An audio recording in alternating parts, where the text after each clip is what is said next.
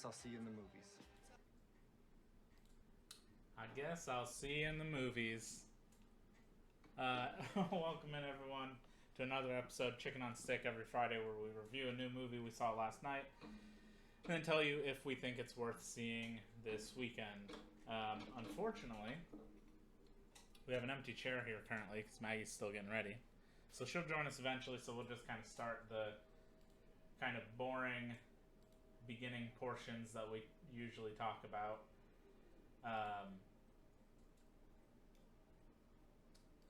So, to get started, the movie we saw last night's Don't Worry, Darling. It was really like the only big release this week, outside of if you really want to rewatch a re-release of Avatar before Avatar 2 comes out later this year. Which I don't want to do, but Maggie might want to do. So, to give a little information about Don't Worry, Darling, it's directed by Olivia Wilde, starring Florence Pugh, Harry Styles, Chris Pine, and then a couple other faces in there that you know, like Olivia Wilde's in it, Nick Kroll's in it. So quite a few like side supporting characters. And then, as we usually do, to read the synopsis to see how correct Google has this. In the 1950s, Alice and Jack live in the idealized community of Victory, an experimental company town that houses the men who work on a top-secret project. While the husbands toil away, the wives get to enjoy the beauty, luxury, and debauchery of their seemingly perfect paradise. However, when the cracks of her idyllic life begin to appear, exposing flashes of something sinister lurking below the surface, Alice can't help but question exactly what she's doing in Victory. I'd say that's kind of correct. It's also kind of, yeah, I mean, it kind of more or less touches on what the general idea gives you. Now, as always with these reviews, it's spoiler-free outside of anything that was in trailers, so if you don't watch trailers and stuff, well, you're going to hear things about the trailers. This movie seems to have had some interesting, like, behind-the-scenes stuff going on in issues in, not necessarily getting made, but issues in during the production. At one point, Shia LaBeouf was attached to it, I guess, before Harry Styles, and then he was fired or quit, according to him. And there was a bunch of other stuff, like apparently Harry Styles spit on Chris Pine for some reason. I don't know. It sounds a lot of behind-the-scenes nonsense that I'm sure is, you know, kind of overshadowing the launch of the actual movie itself. I will say, I was pretty surprised. I feel like maybe in the trailers we realized Chris Pine was there, but after I've seen the trailer once or twice in theaters, I stopped kind of paying attention, so when he showed up on screen, I was like, "Oh shit, yeah, Nick Kroll's in here." I forgot about that. I love Nick Kroll. He should do way more things all the time, be in everything basically. So, Don't Worry, Darling, is a Wikipedia calls it a psychological thriller, which I guess is correct. That would be what it is.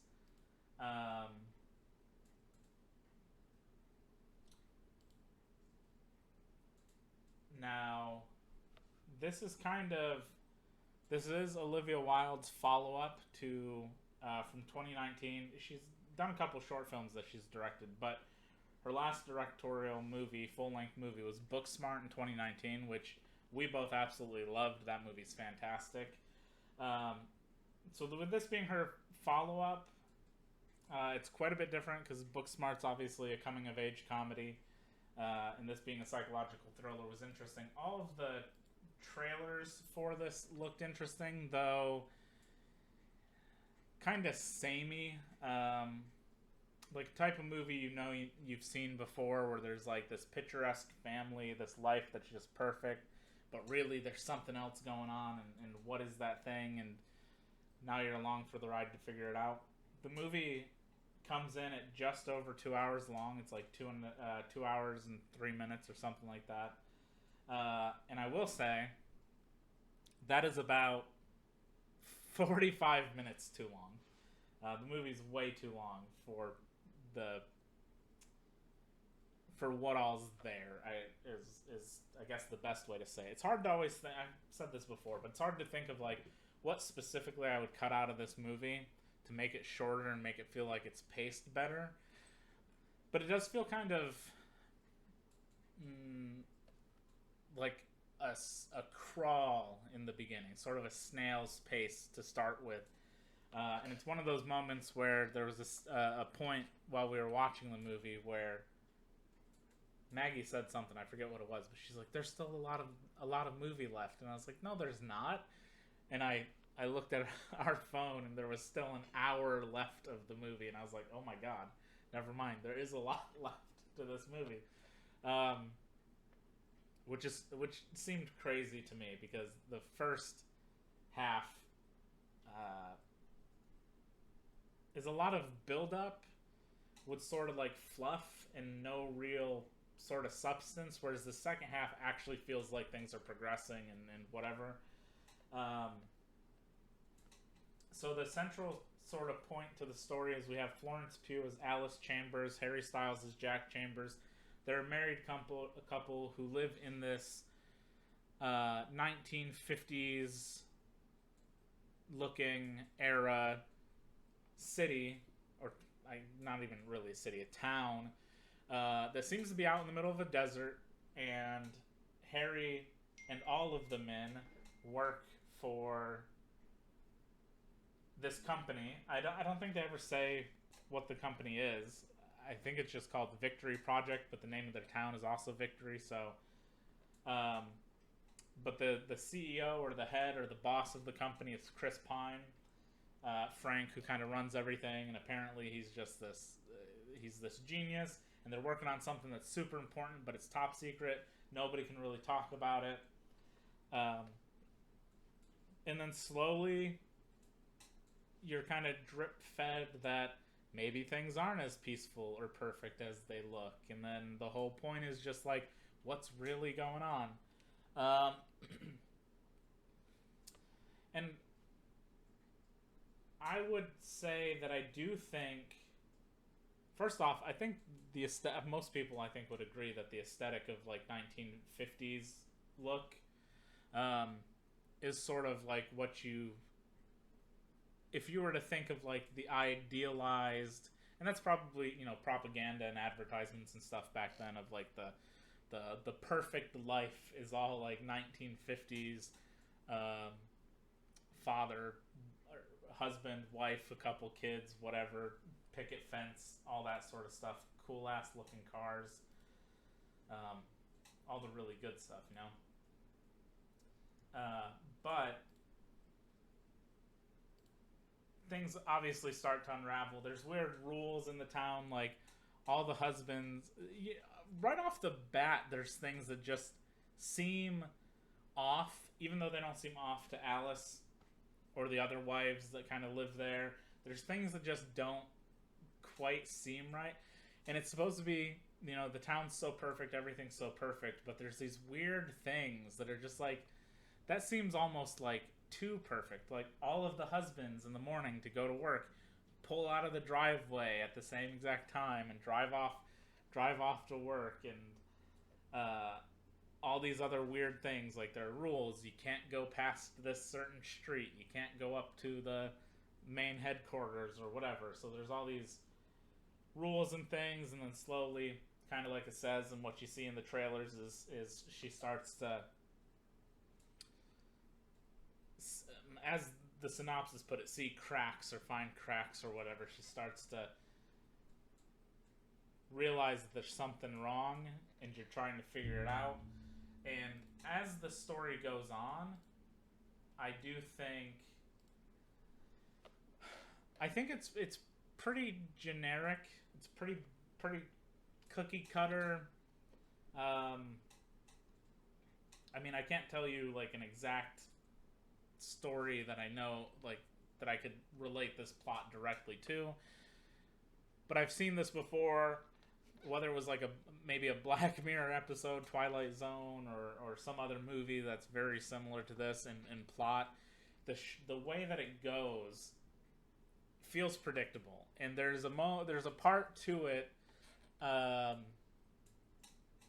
that's not necessarily important to the plot, but obviously I'm still not going to say it.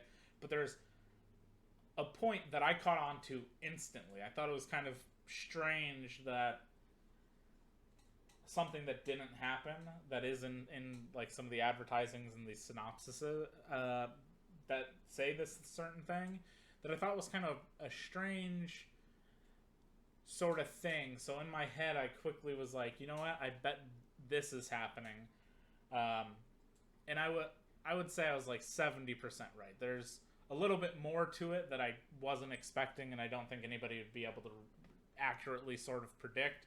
Although there is a lot of like symbolism and stuff, thinking back on it, that makes a lot more sense once you know what's the deal is. But it's pretty just cut and dry, obvious what exactly is going on. The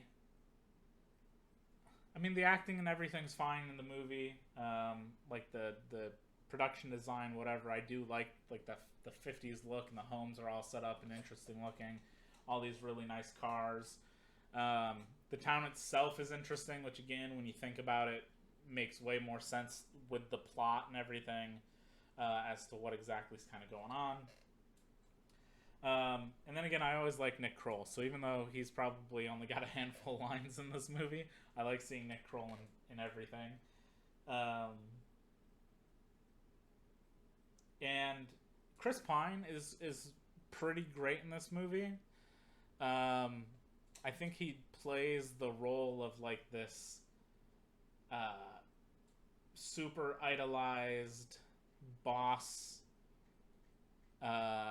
like super genius, sort of manipulative guy really well. Like he plays it well. He's got like that certain like smugness to his face, I guess is the way I would call it.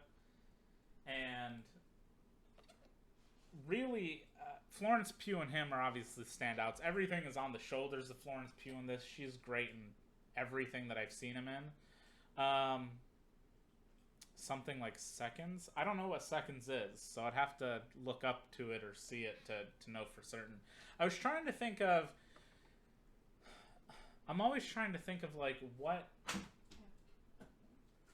Like on my way home, I was trying to figure out what story or movie that this really reminds me of, because I know I've seen...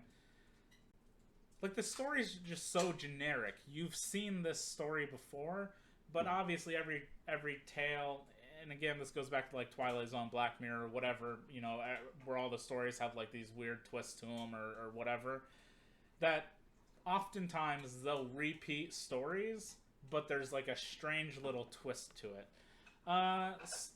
Was Stepford Wives the ones where they're all like robots or something? I don't really remember the Stepford Wives. I think aesthetically that's probably the same, because the Stepford Wives, they were all like in dresses and 50-ish looking kind of things. So maybe Stepford Wives, I feel like I saw it, I don't know, 20 years ago or something. Don't remember much of it at all. Hi everybody. I'm sorry, I'm late. She had to put in all of her looks. I don't do anything. She does everything. So that's why everyone's here. So we can just shut off the camera now, and then you'll be okay. Yeah. I don't know. I feel like... It was a little bit Stepford Wives-esque. I guess there probably is a bit of that to it. I don't know that I'd say it's like the exact same. There's probably, you know, it may have taken inspiration or something from that. I wouldn't be too surprised with the, like, the wives are super submissive and don't question things and, like, whatever. But I feel like it's just so generic where it goes that it was very... No, not Truman Show. Not at all. Well... I wouldn't directly compare it to the Truman Show, but I guess you could say in a way, because in the Truman Show, everybody knows it's a show other than Truman. That's not quite what's happening here, like not even remotely, but obviously like Chris Pine's character being the boss of this whole thing is aware of what's happening, and there is some like, you know, suspicion towards him and what's he doing and why is this happening and blah blah blah, but not quite like Truman's just like, holy shit, I've literally grown up inside of a dome.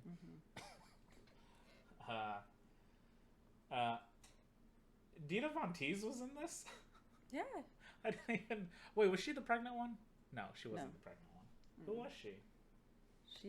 She was whoever Gigi is. Yeah. I don't know. Which one was Gigi?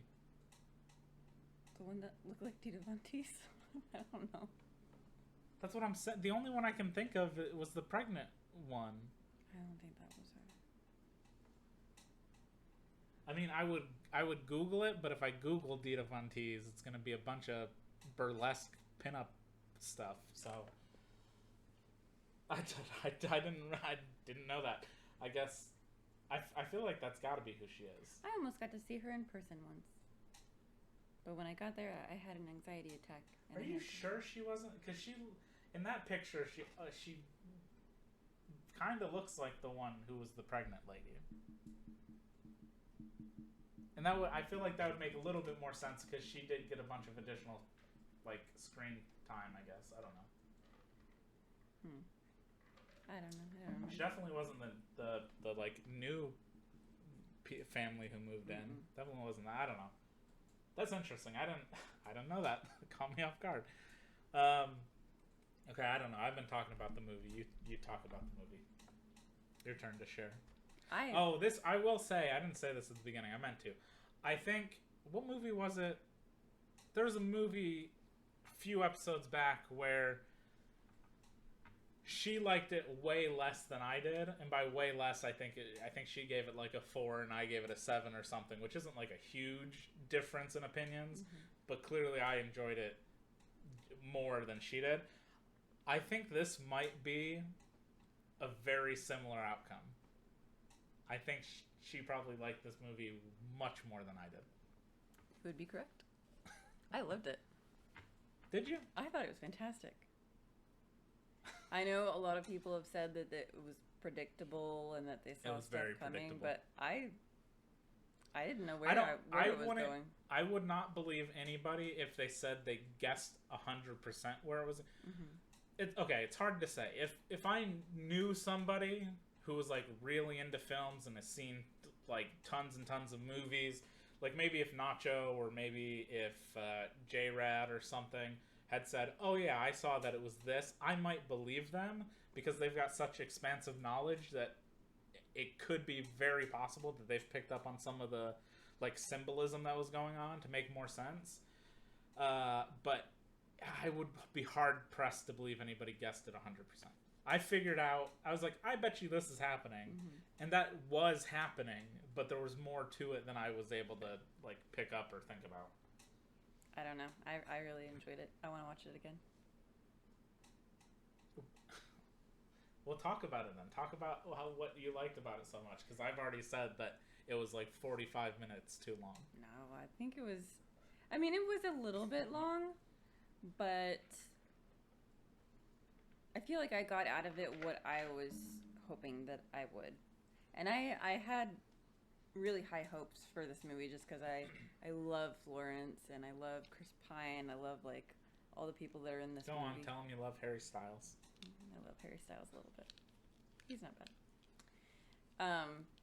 But I was just so excited for this movie, and I was really afraid that it would like let me down. But I feel very content and satisfied with it.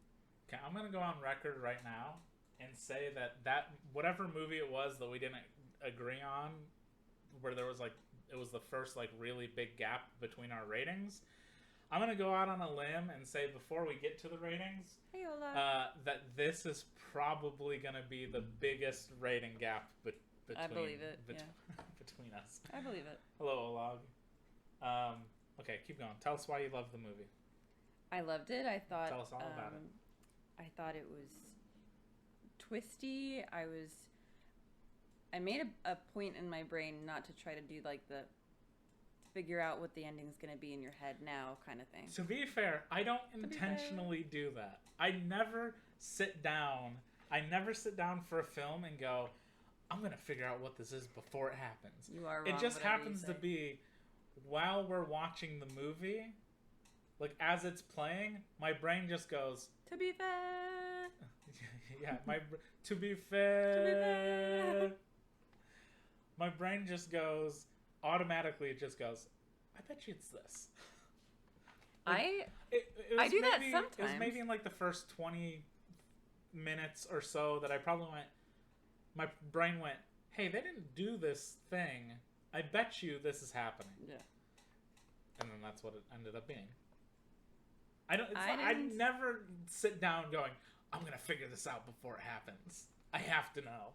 I mean, I think about the plots sometimes as I'm watching a movie or a TV show, but this one I made a point to just kind of just focus on what was happening, not try to figure anything out on my own. And I don't know, I loved it, and then I feel like there were a lot of areas that I was like, not that it was like very women powery or whatever, but there are some things that like as a woman you can be like, yeah, exactly. Okay. I don't know why you're looking at me. I'm just trying to say that there's some, yeah, there are like some moments like if you're a woman and you're watching it, you're like, There's a lot of gaslighting in this movie. So, it's true. But I loved it. I thought that it hit feminazis. Feminazis. That's funny. I feel like it hit all of the areas that I wanted it to. There were some things that were confusing that I had to think about later on to make sense in my head. But outside of that, I thought it was great. I thought the cinematography was really cool. Wait, you didn't ask me about any of these things you had to think about. I could have mansplained them to you.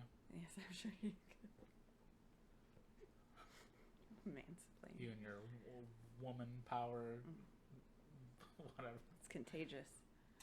Anyway, I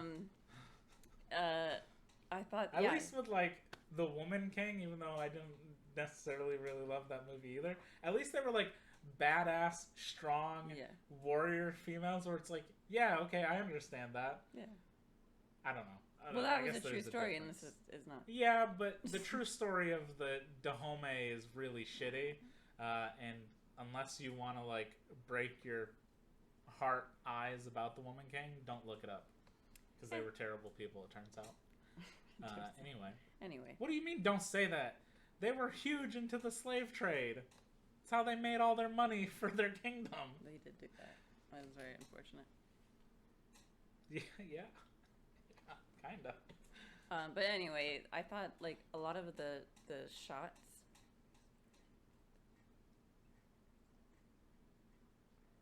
Yeah. Ooh. Ooh.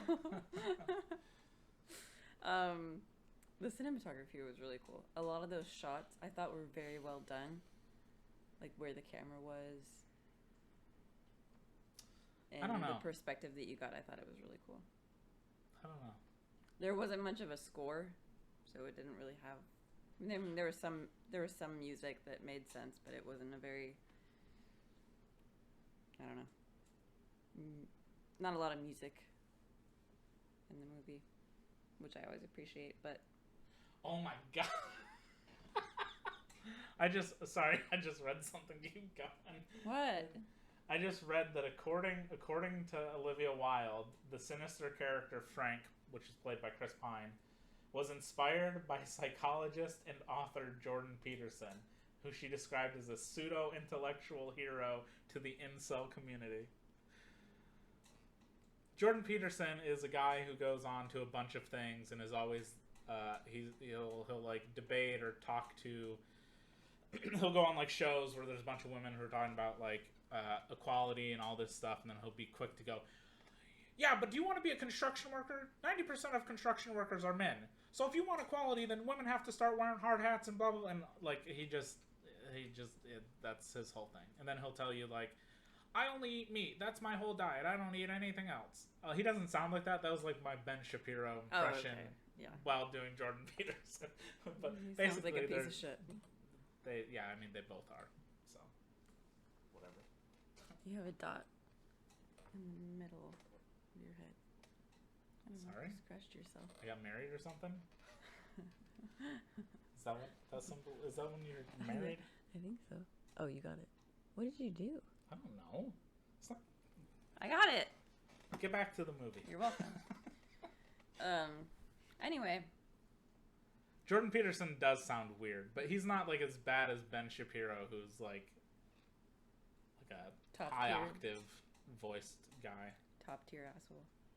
Jordan Peterson, he like you can tell when he's trying to talk. There's a very famous clip where obviously people are using it as like a pro his point of view for the stuff, but some woman asks him a question about like equality in general, and he's like, well, what do you mean by and he's like, I just don't. Maybe you can ask that question in a better way. And then they start laughing. He's like, how about instead of laughing at me, you ask a question that actually makes sense, and then we can have a conversation. And he just, I don't know, is very.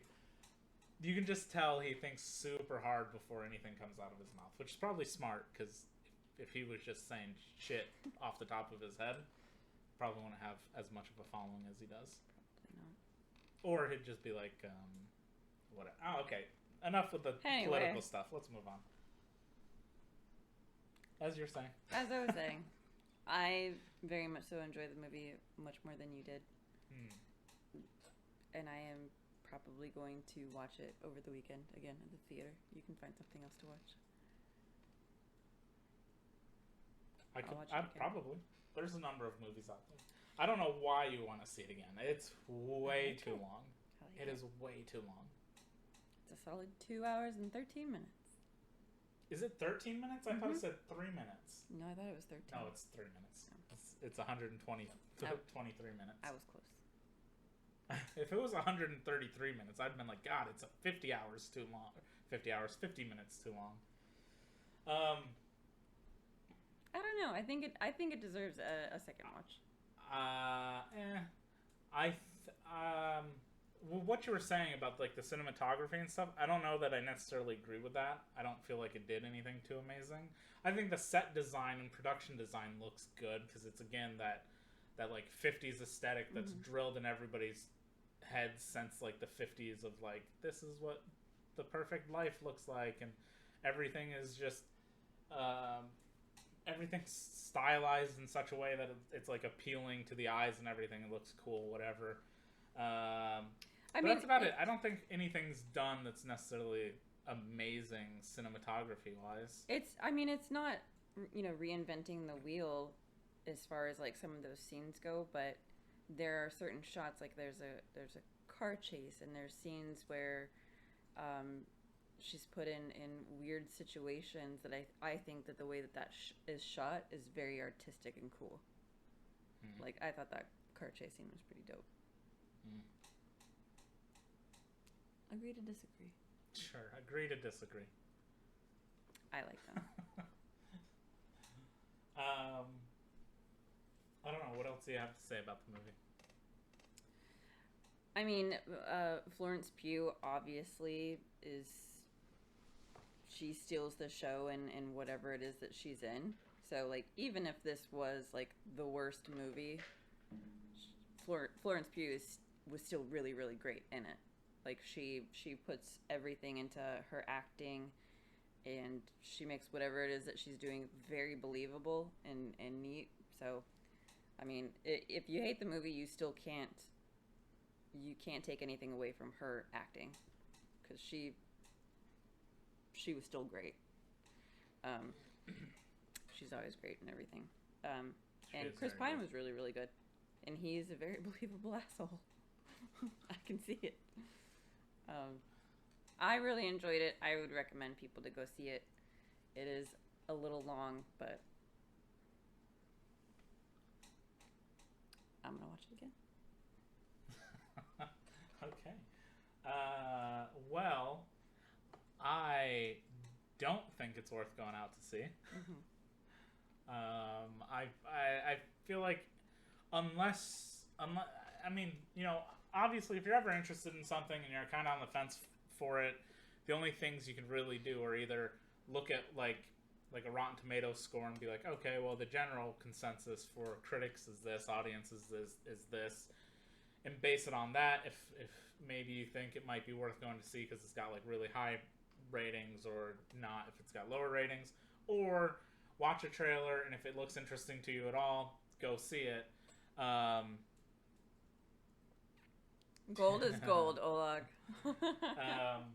I do agree. I think Florence Pugh is great. She does carry the movie, which is great because she's the main character. Chris Pine, I think, is good. Harry Styles, I could literally take or leave. I think Shia LaBeouf, who was originally supposed to play his role, would have been better. Overall, I also think Nick Kroll could have been better as the main as Jack. That was a very bizarre casting choice. Like, where did he come from? I mean, he plays such a bit part; it doesn't even matter. But I think even Nick Kroll could have done more with this role than. I mean, Harry Styles is fine. Like, he does fine. It's not like it asks much of him to begin with. But I think Nick Kroll, for the moments that do ask something of the actor, because he's been around so long and he's done all these voices and stuff on like Big Mouth and all that stuff, that I feel like he could have maybe gave a slightly better performance than what Harry Styles did. But that doesn't really matter. It doesn't give or take anything away. Yeah, I mean, I don't know. Most of the side casts are just in it for such little amount of time overall that whether they're good or not doesn't really matter at all. There are a number of questions that when we left the theater, the movie doesn't answer at all. I don't know if maybe they're trying to do like a sequel to this at some point, or what the deal is, but there's a number of things that I'm just like, wait a minute. Now that I'm thinking about it a little bit more, what about this? What about this? What about that? Like that, none of that. I don't think that they'll do a sequel. I mean, I wouldn't think so. What would you do with it? But there's like 3 really big things that are revealed pretty close to the end that are just left open to, I guess, like interpretation or something. But I don't know.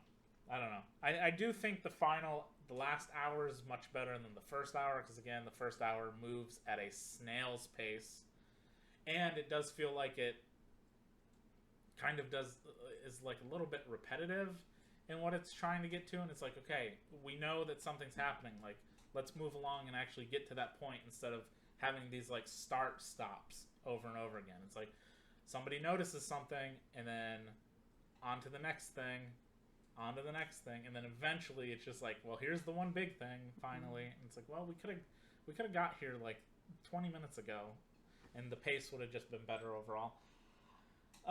Unfortunately for Olivia Wilde, I think this is like I wouldn't necessarily call it like a bomb or whatever. No. It's definitely a misfire. Booksmart was so much better than this movie. Oh. Booksmart is like 1,000,000 times better than this movie. Yes, yeah. Booksmart was a really good movie. Booksmart was a very good movie.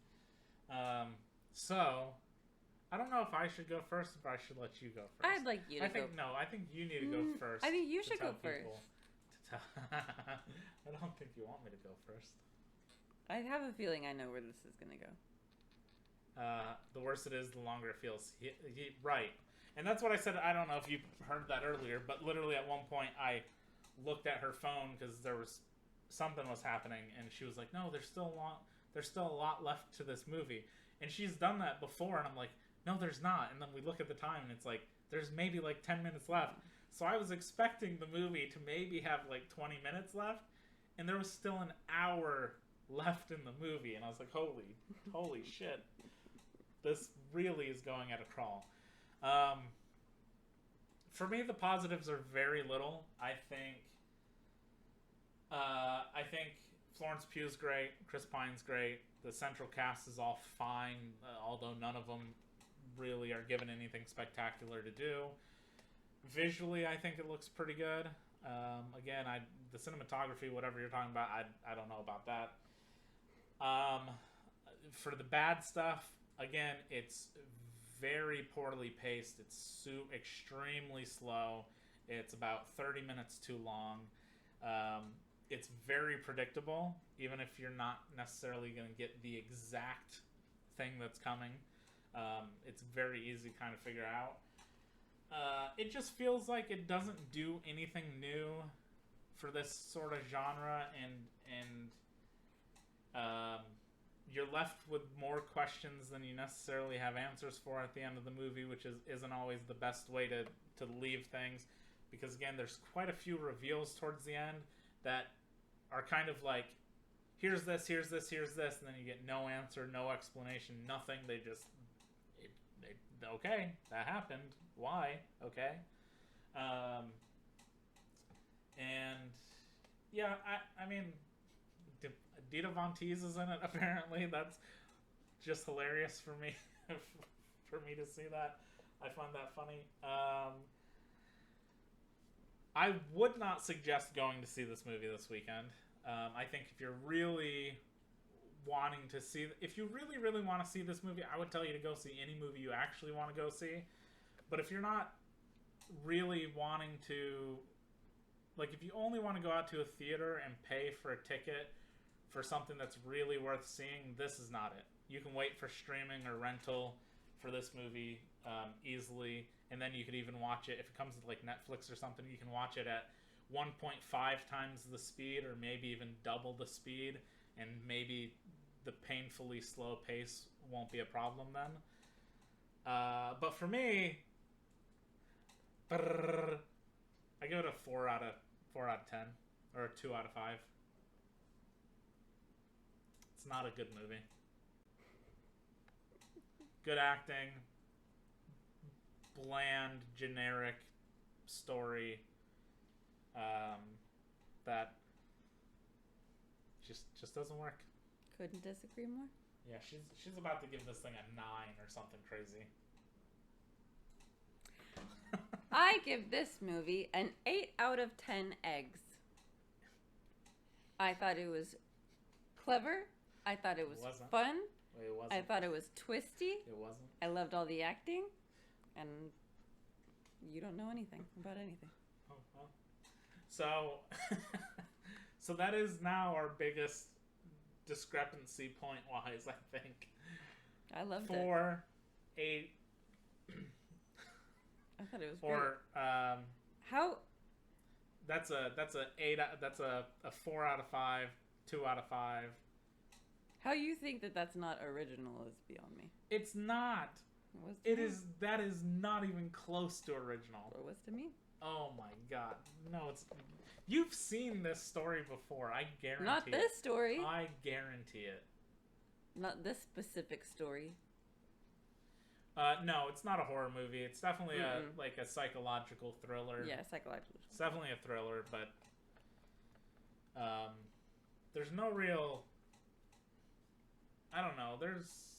I guess, I feel like we talked about this in Laugh's Discord before with horror adjacent things. There's definitely horror adjacent elements in the movie, but it's much more. Yeah. It's not just like a straight thriller than it is anything. There's not a lot of, there's like no gore, there's no like jump scares or anything like that. That I remember. Yeah, I don't think so. Just a thriller. Yeah, nothing that bad. There's like a small amount of blood. Yeah. 2 or 3 times maybe. But nothing crazy. It's not super violent or anything like that. So if you put the scores together, you get a whopping 6 out of 10. I think it was great. She'll tell you it's worth going to see, and apparently she wants to see it a second time, which I do. is nuts to me. Not crazy that you'd want to see it a second time. Like maybe if it came out on streaming or something, maybe randomly in a few years I'd give it a second watch or something. But it's nothing that I would like instantly want to go out and see again. I just get the feeling that there might be like little tiny things that I might pick up on the second watch. Oh, there definitely would be, but I told you that when we left, that I was like, now these things that were shown make more sense. But I just, there's, no. Not for me. It's a no for me, dog. It's a no for me. For me. You're not moving on in American Idol. You got one no and one yes. Yep. You don't get to move on anywhere. Max counts as a double yes because he agrees with everything that I say. Oh. So that's 2 against 1. Sucker. Oh no. Ooh. Yeah, I don't know. Maybe Olivia Wilde's next thing will be good. You want to see the movies I shit on? It's a long list. I mean, you can start with Jurassic World. Which one? Well, yeah. I mean, so far, like big releases, my worst one. No, Black Phone is definitely better. I will say that. Black Phone is so much better. I will agree with that. Black Phone is much better. Black Phone is a very, very good movie.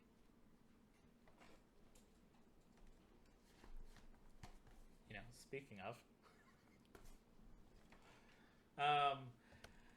Yeah, I don't. My like worst reviewed thing of the year so far that's like a big release is Morbius. Morbius is a terrible movie. Morbius is a bad movie. Morbius was very, very awful. That was very unfortunate. I have one movie that's rated less than that, but it's on. I don't know what it's on. Paramount or Hulu or Netflix or something. Is like a really, really, really bad action thriller movie with. Did I see it? No. Yeah, Morbius is so unfortunately bad. Yeah, Morbius is basically unwatchable. You know what?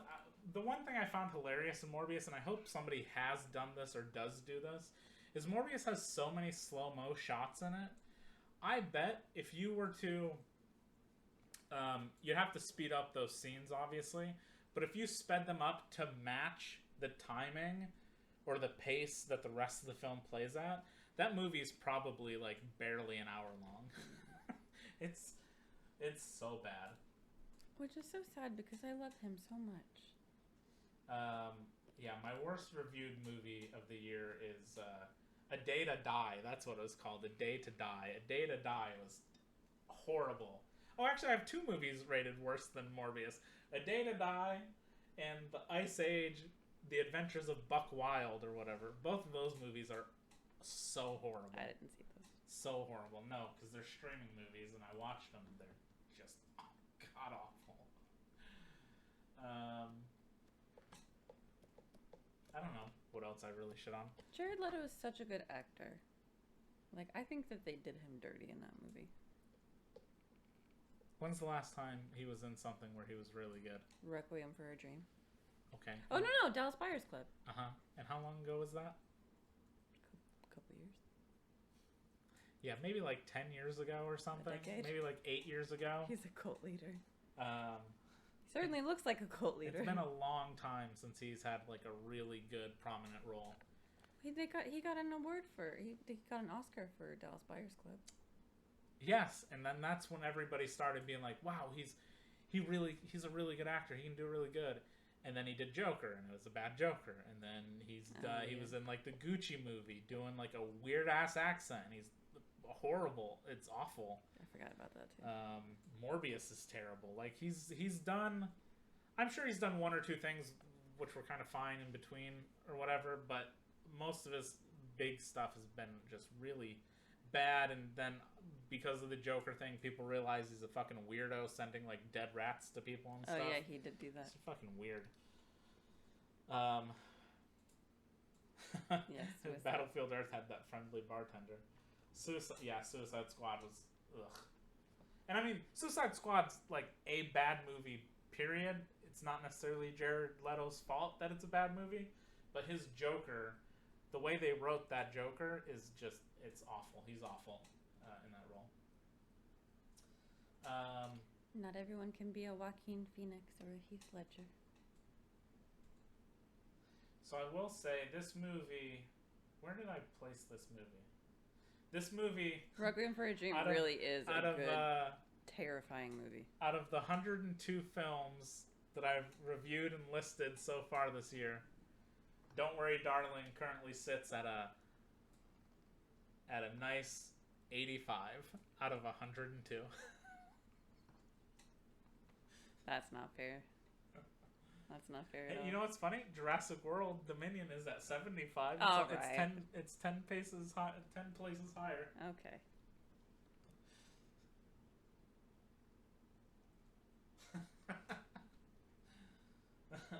Mr. Nobody. I forgot about that movie too. Oh, Mr. Nobody, yeah. That was before Dallas Buyers Club? I think it was. I think so. That was a good movie.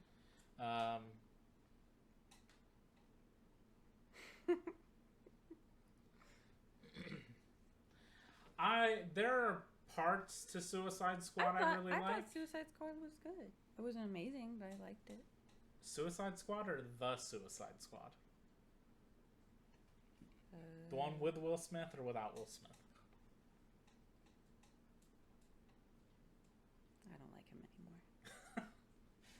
He's not funny to me now. Will Smith has lost all credibility with her ever since he slapped Chris Rock. You don't slap people on TV. Yes, The Suicide Squad is way better than Suicide Squad, but with Suicide Squad, the original one, I enjoyed. I thought Will Smith did really well. I thought Margot Robbie did well. I always forget the guy's name, but the guy who played El Diablo, I liked the characterization of him a lot. And then that was about it. Rick Flag is fine, but he's generic, and he was also, they picked the most generic actor to play him. It's just whatever. Who cares who he slapped? Who cares who he slapped for 500, Alex? I don't care. I just thought it was tacky. Some people would call it assault. Yeah, some people would. Anyway, don't go see this movie. It's awful. Go see this movie. It's great. Agree to disagree. I mean, she's going to see it a second time, if that tells you anything. Yep. I'm sure do you still want to see Avatar tomorrow? The original one? A little bit. In 3D? Yeah. I do not remember that movie being nearly 3 hours long. Oh, yeah. I don't remember that. I will never forget going to see that movie for the first time. Did I ever tell you the story? So in 2009, I was working at a Subway, and one of the co-workers there was also like a big movie guy. He would go see movies every week and whatever too. And he went, and he saw Avatar before me, and he's like, "Oh my god, have you seen Avatar yet?" And I was like, "No." I was like, "I've heard good things though." He's like, "Oh my god, it's amazing. It's probably one of the best movies I've ever seen." I was like, "Oh, cool. Okay, yeah, I'm gonna go see it." Then I went and saw the movie, and I left the movie, and I was like, "Well, it looked nice, but it's pretty generic." You're insane. Avatar is 90% visuals, 10% story. You've seen that story 100 times. In Ferngully, maybe? Dances with Wolves.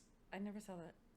Quite literally, it's any sort of story that has anything to do with people coming into a land that's not theirs, and then the main character learning to live like them or be like them, or that they're also humans or whatever. That's that story. Avatar was the first movie I ever wrote a review about. And it was about 3 paragraphs long. I was like, I've never seen anything like this in my life. My mind was blown. I felt like there were embers and things falling around me. It was so crazy. Did you watch it in 3D? Yeah. Yeah. It was. I thought about it. I thought about that movie. I watched it. It was a late night showing on a Friday. Came home, and I literally could not think about anything else except for that movie for an entire week. So, Avatar has an interesting. It came out at an interesting time. It had a few things going for it. One, it had James Cameron tied to it, who, that was his. Was that his first movie since Titanic, or maybe The Abyss or something? I don't know if it was his first one since, but it was definitely like his big like CGI. I think it might have been moment. his first one since Titanic. At that point, I could be wrong about that. He might have done something smaller, like I said, like the Ghosts of Abyss, Aliens in the Deep, whatever. So those were between Titanic anyway. But those are like movies that just like nobody's gonna remember that. All you have to do is go from the director of Titanic. And everybody's gonna be like, oh my god. And then the next exactly thing what I was did. in 2009, no other movie looked like that movie because they had the visuals and the graphics for it were so far ahead of anything that had come out before that. So that's why it blew everybody's brain. And no movies at the time were doing 3D, so it really brought back the 3D gimmick for a span of time. For a number of years, a bunch of movies were doing 3D for a while. So all of the success that Avatar has isn't because Avatar is a great movie, because it's not a great movie. It's because it looked like no other movie at the time, and it had 3D, which was like a $10 price difference, which skyrocketed its box office because everyone's like, oh my god, you gotta see it in 3D. Whoa, there's no other movie like that. Which is true. To an extent. Again, it's not like substance. It's all just, it's like if you're watching a commercial for like, I don't know, let's just say McDonald's or something, and they show like the commercial Big Mac, and it's all, the buns look like fluffy or whatever, the meat looks super juicy, everything looks so perfect, and then you go and get an actual Big Mac and it's like lopsided and the buns are soggy and messy. That's quite literally what Avatar is. It was all visuals, no substance. It's the truth. That's the truth. And Sam Worthington's not a great actor. He's not a great actor. He's not a very good lead for a movie. Sigourney Weaver. He was new. Not really. At the time, he was. Not really. What do you know him from outside of Avatar? Nothing. Oh, yeah. See, exactly my point. So he was new to Have you ever heard of blockbuster. Man on a Ledge? Yeah, that's a movie he did. Came out after. He's not a good actor. No. And I still can't believe they're making 4 more Avatar movies. It's insane. He'll be dead by the time they all come out. I mean, I hope by 2026. Jeez, I don't want to be. Oof. You know how old I'll be in 2026? How old? A whopping 36. That's Ugh. 6 years too old. Ugh. 6 years too many. Ugh. Okay, anyway, enough shitting on Avatar, because again, Avatar is 90% visuals, 10% everything else. Actually, you know what? I take that back. Avatar is 90% visuals, 5% plot, 5% just for having Sigourney Weaver. Yeah.